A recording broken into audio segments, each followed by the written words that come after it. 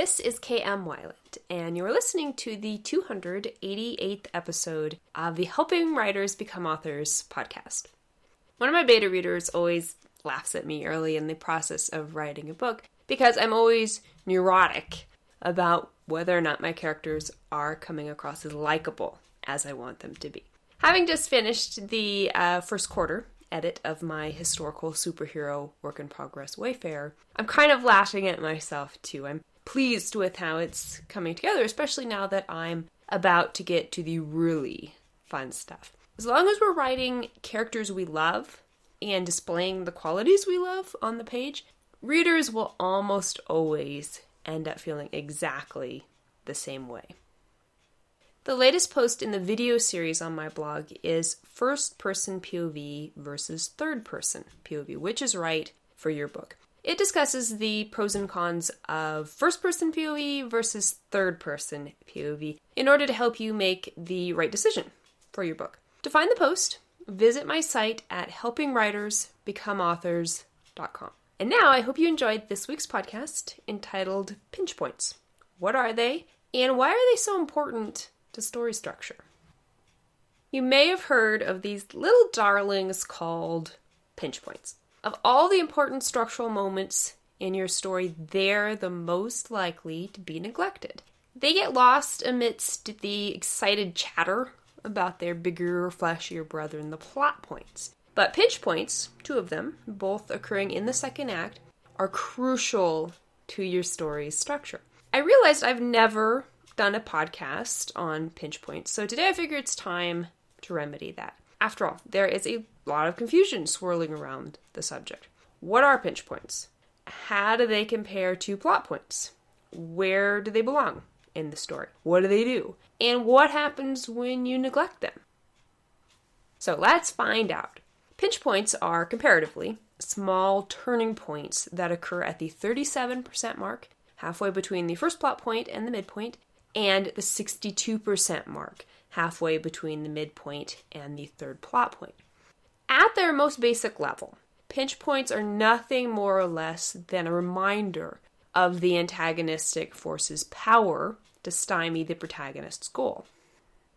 They provide new information to the plot that begins setting up the major events in the midpoint and the third plot point. They also act as important foreshadowing for the confrontations that will play out during these plot points and during the climax. They're a pacing trick that reorients the reader's attention during the long span of the second act. In some stories, you find pinch points that have no immediate effect upon the protagonist. The whole scene might take place in the antagonist's POV, with the protagonist never even gaining any specific knowledge about the happenings in the pinch points. As in The Empire Strikes Back's first pinch point, when the Emperor tells Darth Vader to hunt down Luke Skywalker as their new enemy. However, the best pinch points are always those that offer more than just simplistic turning points or sneak peeks into the antagonist's plans. To use your pinch points to their maximum potential, you need to make certain they each create a very distinctive moment in your story, which can then influence every scene that leads up to their subsequent plot points. The first pinch point occurs at the 37% mark, a quarter of the way into the second act, and halfway between the first plot point and the midpoint. The section of the story that leads up to the first pinch point is one of reaction. The character has just emerged from the dramatic events of the first plot point at the end of the first act. His world is completely changed, whether positively or negatively, and he is scrambling to keep up with events. He's in reaction mode, which is not to be confused with passive mode. He is aggressively pursuing his main story goal, but he doesn't quite have his feet under him. He's scrambling to understand the obstacles that are being thrown in his way by the antagonistic force. And there is a lot he doesn't understand about himself, about his goal, about the antagonistic force, and about the nature of the conflict itself. Halfway through the first half of the second act comes the first pinch point. This may be a major scene or a small moment, but it must be a moment that causes the protagonist to feel the pinch of the antagonistic force. In Ridley Scott's Alien, the alien detaches from the unconscious spacer Kane's space and disappears somewhere in the ship where the rest of the crew can't find it. In Henry James's Turn of the Screw, the governess witnesses the ghost of her predecessor, Miss Jessel. But there's more. This pinch needs to incorporate more than just a reminder of the antagonist's power. It needs to set up the next 1/8 of the story, in which the character will slowly begin to grow into a new awareness of his story's many truths, and specifically the truth about the nature of the conflict in which he is engaged. Your first pinch point needs to provide your protagonist with new clues about the nature of the battle he is waging. In Alien, the crew realize for the first time that the creature they are facing is entirely beyond anything they were expecting. In Turn of the Screw, the governess not only witnesses the ghost, but recognizes that her young female ward can also see the ghost and is completely unconcerned by it.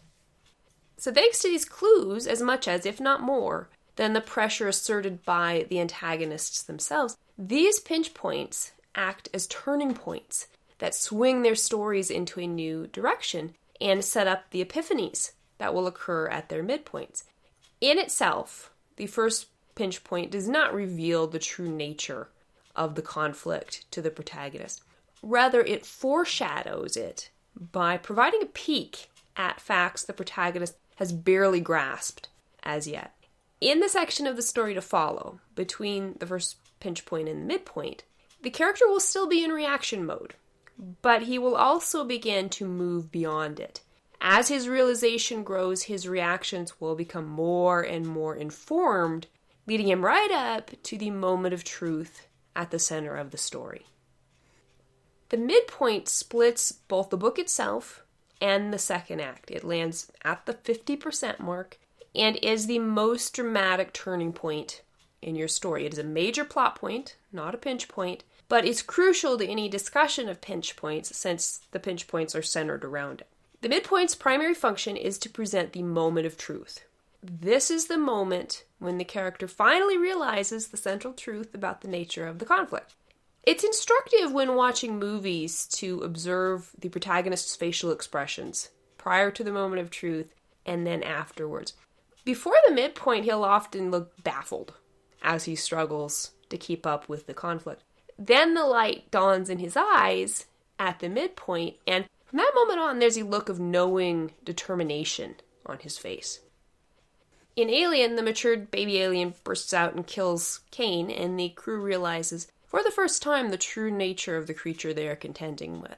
In Turn of the Screw, the governess discovers her young male ward outside in the middle of the night and realizes the ghosts are controlling the children.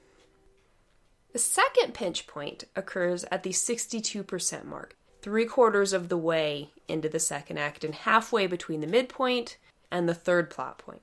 Armed with the new understanding he acquired at the midpoint, the protagonist charges into the second half of the second act. He's no longer in reaction mode. He now understands what needs to be done to defeat the antagonist, and he aggressively takes action in pursuing his goal. Thanks to his new understanding, he begins making headway against the antagonistic force. But lest everything seemed to be going too well for the protagonist, the clever author then sticks in the second pinch point. Once again, this moment acts to bring the antagonistic force front and center, to foreshadow the coming third plot point, and to break up the remainder of the second act. Also, once again, the second pinch point has another equally important job to fulfill. This time, it serves to remind both the readers and the protagonist of exactly what is at stake. In Alien's second pinch point, Captain Dallas is captured by the alien and killed. His death leaves his crew without a leader, not only showing them what is in store for them, but also leaving them to the chaos brought about by his lack of direction. In Turn of the Screw's second pinch point, The governess's ward announces he knows the governess suspects him of being in league with the ghosts, and he tries to coerce her into allowing him to return to school. More than anything, the governess wants to rescue her young charges from the influence of the ghosts. She can't do that if she lets them out of her sight, but she also fears the boy will be a bad influence on his sister if she allows him to stay. The second pinch point isn't as much about revealing new clues, although that can certainly play a part, as it is about slapping the protagonist in the face with the question of just how much he's truly willing to pay to defeat the antagonist and gain his goal. For the last eighth of the second act, following the second pinch point and leading up to the third plot point at the 75% mark, the protagonist will be inspired to push forward in a renewed attack upon the antagonistic force. He'll give it his best shot, and it will pay off. At the very end of the second act, he will reach a moment of seeming victory in which he appears to defeat the antagonistic force, but it won't last. The third plot point will turn it all around and land him in his greatest defeat yet, one foreshadowed by the emphasis on the stakes during the second pinch point. From there, the characters will enter the third act, the final quarter of the story, and its climactic final confrontation between the protagonist and the antagonistic force. Once you understand the role and timing of the pinch points, you'll be able to navigate everything that precedes and follows them. Pretty important, wouldn't you say? Thank you for listening to the Wordplay Podcast. To read a transcript of this episode, you can visit my website at helpingwritersbecomeauthors.com. And be sure to check back again next week.